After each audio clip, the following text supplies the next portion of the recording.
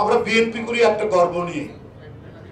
সেই গর্বটা হচ্ছে এই দলের যারা প্রতিষ্ঠাতা, যিনি প্রতিষ্ঠাতা এবং তার সহধর্মিনীর কাছ থেকে আমরা এই শিক্ষাটাই পেয়েছি, যেটা আমরা রাজনীতিতে হয়তো থাকতে পারি, সক্রিয় থাকতে পারি, নাও থাকতে পারি, আমাদের পদ পদবি থাকুক বা না থাকুক, কিন্তু আমরা যে বিএনপি করতাম বা করছি, এই আনন্দটাই হচ্ছে যে আমাদের নেতা নেত্রী ছিলেন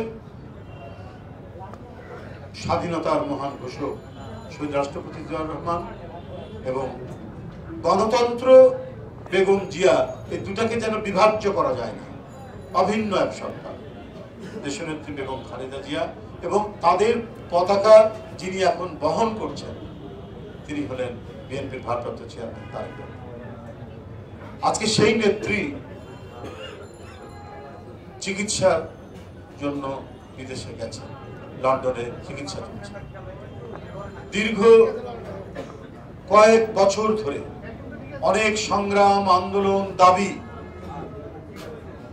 তার সুচিকিৎসার ব্যবস্থা করা, উন্নত চিকিৎসার ব্যবস্থা করা, কিন্তু এমন এক দানবী রাষ্ট্র ক্ষমতা দখল করেছিল, মানে মৃত্যু, হত্যা, রক্ত এর মধ্যেই থাকতে তিনি ভালোবাসতেন।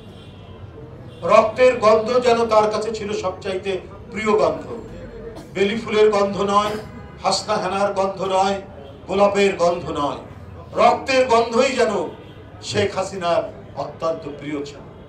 কেন তিনি এইভাবে একজন দেশের জনপ্রিয় নেত্রী, মানুষের ভালোবাসায় সিক্ত একজন নেত্রী, সেই নেত্রীকে বিনা কারণে, বিনা অপরাধে, মিথ্যা মামলায় সাজা দিয়ে বড় বড় ধ্বংসস্তূপের মতো সেই 2 শতাব্দী প্রাচীন এক কারাগারের মধ্যে আটকে রাখা হয়েছে?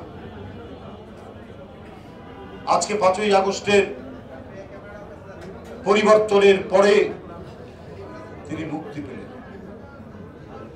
শেখ হাসিনা চেয়েছিলেন এইভাবেই